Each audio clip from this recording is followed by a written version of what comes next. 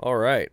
So forgive me. I can't this is like my seventh take on this, but I'm gonna try to finish it on this one. So, um, essentially, at the beginning of this channel, if I can get a little over explaining for a second. In the beginning of this channel, I just like really wanted to get to like a certain level of preconceived quality. And I was like so focused on that, and I was like forcing myself to try to learn editing and all this other stuff, just really misguided. And a couple of months ago, I started getting comments from like my other videos that I was just kind of throwing up here or there, and they really hit home. And I like the way that people say it, and they would subscribe after they would say it. And they would say things like, "This is what YouTube used to be," or "This is the realest review I've seen in a long time." I can't remember any names at the moment because there's been quite a few of you. And let me tell you, I really appreciate your words because it's changed the way I look at this channel. This isn't my only channel, but this is my primary channel because this one was made out of a sort of passion. I mean, the singing channel kind of too, but that's an entirely different matter. So, yeah, I got that intro in under 2 minutes, so we're going to roll with it. So anyway, I want to say thank you to you guys. I really do. It's so cool, and input has shaped the way this channel will move forward. So thank you. All right, so getting into VR, what should it cost? Realistically, right now, you should be able to do quite a bit with $500. That's the truth. But I mean, like right now, not. I mean, technically, no one can watch this before this date, so right now or better, I assume. That was dumb. So the reason I say that is you can get a pretty decent PlayStation VR setup, a PlayStation with PSVR and a few games, depending on where you live. In my area, Central America, you can definitely get a decent system for $500. And PSVR, even though you're dealing with this, which is garbage, overall, it's a lot of fun. And I mean, it's not fancy by no means, but it's one of the most comfortable headsets in existence. Now, that's subjective. Some people don't have as many problems with the over the head style, or there's different names for it. This is the Halo style, and the reason why it's called that, my hair's gonna go crazy in the green screen, I'm sorry, but the reason why it's called that is because of the fact that you loosen it and then you adjust it here like this. PS4 will enter rest mode in 10 minutes anyway. So you adjust it like this, and then this little, like, I don't know what you would call that. It's just like a filter or a guard or diaphragm. I don't know what you'd call it. It just kind of blocks light from around you. Now you'll have a little bit of light bleed, but for the most part, it's pretty good. So that's what you'll get with that, and that is just so much more comfortable because whenever this is on my face, that right there is not touching my cheekbones, right here. I mean, nothing's touching the bone, obviously. That's under skin, but we're not here to discuss epidermic layer. This is the Quest, Oculus Quest, and I will now demonstrate to you its balance issues. This is me holding onto it. That's me letting go. Now, I mean, that's a broad sort of like understanding or a statement of it, but I mean, realistically, like, there's no weight here at all. And to show you like how that can be problematic, there are actual weights that you attach to this to balance out the imbalance of this design. Weights, more weight on your head solves the comfort issue. That's a problem. A lot of people love this thing. They love it. And people get so mad whenever, I'm put my hat back on. That's going to get distracting. They get so mad whenever I have one and I don't like it.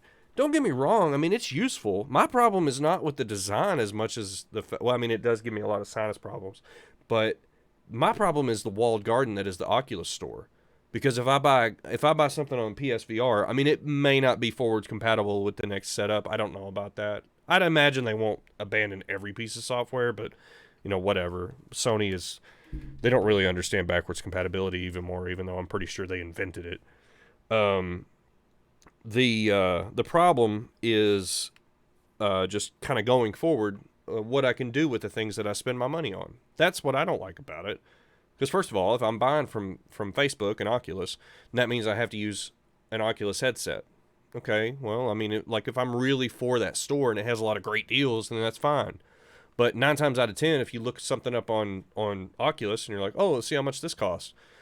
Oh, okay. Well, it's probably the same price everywhere else, right? Let me just go. Oh, no, it's a complete ripoff. And that's the problem. Because on PSVR or PlayStation or on PC, you're gonna have better deals. Like 900 times out of 10, you're gonna have better deals on PC because Steam has better sales, better discounts, better prices overall. Time and time again, I'll see something pop up on Quest, and it's more right out of release. Like it's just not it's not that great of a deal. So for me, like someone who has had a Steam account for over a long time, a Steam account, a PlayStation account, an Xbox account, a Nintendo account, all these different things that I'm already dumping money into. And they show up out of nowhere saying, hey, we're Facebook, so we already suck, but we want your money too. It's been a difficult sell to me. Now, plugging it into a PC and using the Steam Link cable and everything, it's cool. Don't get me wrong. I don't hate this headset. And we own Beat Saber. But, I mean, immediately put our own songs on there, period, because, I mean, you must. But we own Beat Saber on here.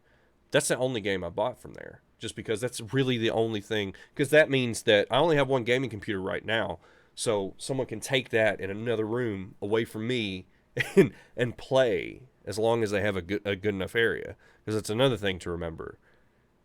Whatever area you define, try to have a buffer area in between. I've got a busted controller around here somewhere. I can see that. Yeah. Just because you think, oh yeah, it's gonna blink. No, I mean I wasn't the one using it, but he claimed that the screen didn't go off until it had already popped. But I mean it's something like that. It doesn't matter. I'm not mad. Stuff happens. It's fine. But that's my point. When you're tethered and you're not wireless, then that is pulling you. So when you set up these tethers, because that's why it's in the way right now. All of these things are connected to tethers from the ceiling. So they're pulling like this. And I just set that height to the stands because they set up on top of my desk. And then when I pull it out and I'm actually putting it on my head and I'm using it, then that distance is already defined by the tethers that are in the air. And if you don't know what those are, look up Kiwi, Kiwi, VR tethers. If you're in VR already and you don't have those, fix it. That is the future. I use the screw-in style, and man, it has definitely changed the way I play. But anyway, so the Quest.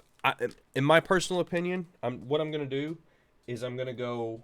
I guess I've already talked about the PlayStation. Yeah, I have. This is already 8 minutes long. So basically, this is like the next step forward, in my opinion. It's definitely more comfortable, but the controllers suck. These things right here. Now, when I say suck, what I mean by that is the camera that tracks these controllers is right above the camera that's looking at you, or you're looking at me through, right? So I'm touching it right now. So that is outside-in tracking, but it's a very rudimentary design. It's a very old design, okay? So it tracks this. So like, say, if I cross my arms, or say, put it by my head, or I go to, like, in Half-Life Alyx, this is how you reload, right? So that wouldn't work on PlayStation. So, I mean, that's a pretty specific scenario, but I'm just saying, like, that kind of thing. There are lots of other things, like, say, drawing a bow. Like, I mean, you don't draw behind your head, but picking up an arrow, you do. So, I mean, I can't think about it at the moment. What's it? Swords? It's another thing. So, You get what I'm trying to say. It's a shortcoming. So, what else? Why is my Switch on? Anyway, what else? What else? The Index wins as far as controllers. It is just it's wonderful. Absolutely wonderful.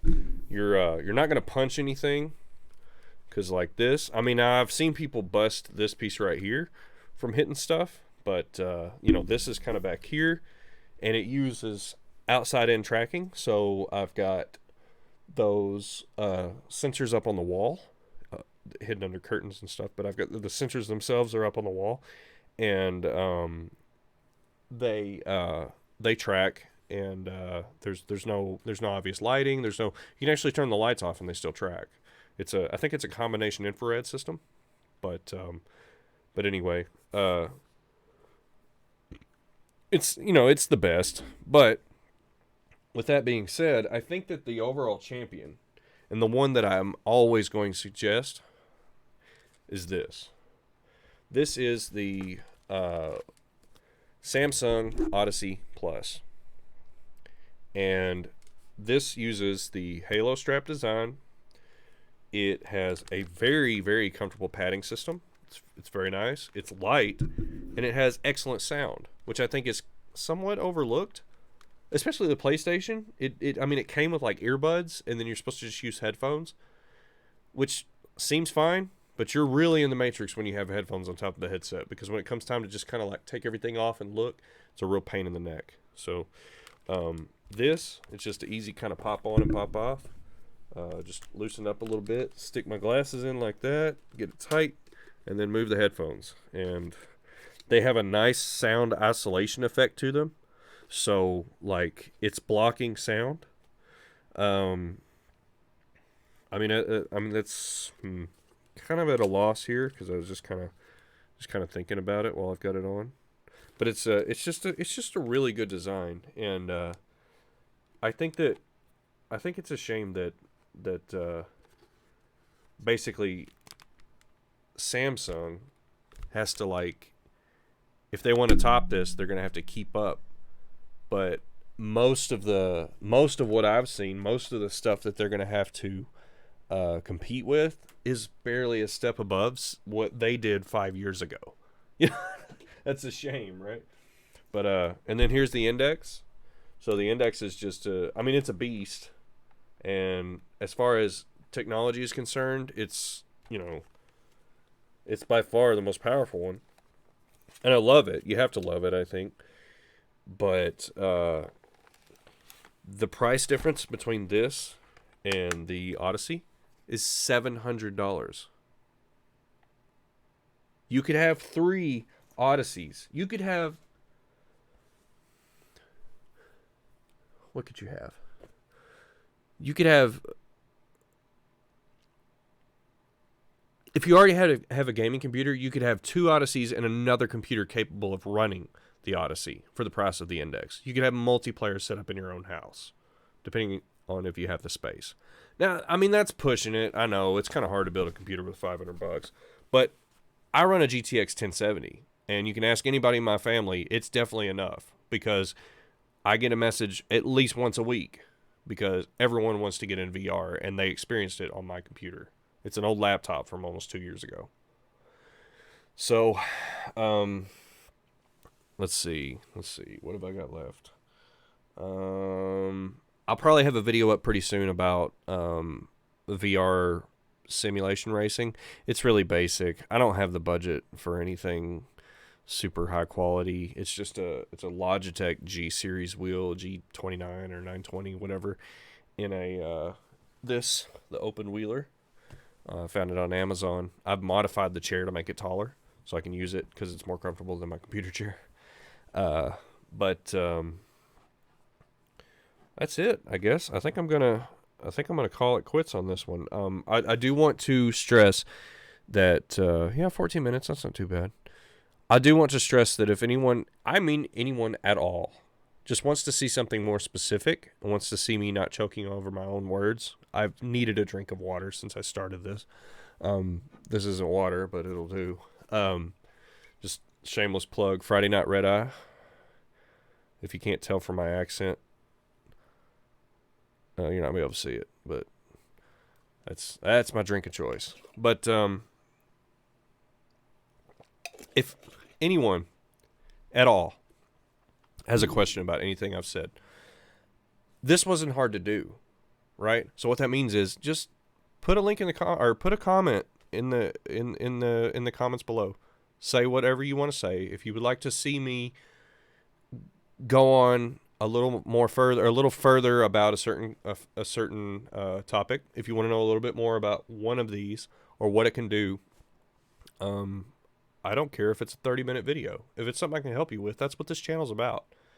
So, I mean, I can't say I'll get to it right away, but I don't mind. Like, I've taken requests before, and they're on my channel. You might see something that makes no sense. That's because somebody asked me a question. So, I don't mind. But lastly, those of you that make comments like this is what I miss about YouTube, and this is what YouTube is supposed to be, and I love a real review, things like that are the only reason I haven't deleted this channel by now. Thank you. It's not out of frustration or anything. It's just I feel like I can't do it justice, and I can't achieve the things that I wanted to do. Well, when people say things like that, how they appreciate my sort of style, it really like propels me to go, okay, how am I going to make the background a little bit better? How can I do this? That's what makes me like focus on just making things better. So budget to mid-range gaming computer with a Samsung Odyssey Plus. You cannot go wrong, and you can find them dirt cheap because there's all kinds of new shit coming out. If you want to be baller, buy an Index, and if you want in between, get a Reverb G2. I don't have one, but I hear it's badass. It's been really cool talking to you guys. Peace.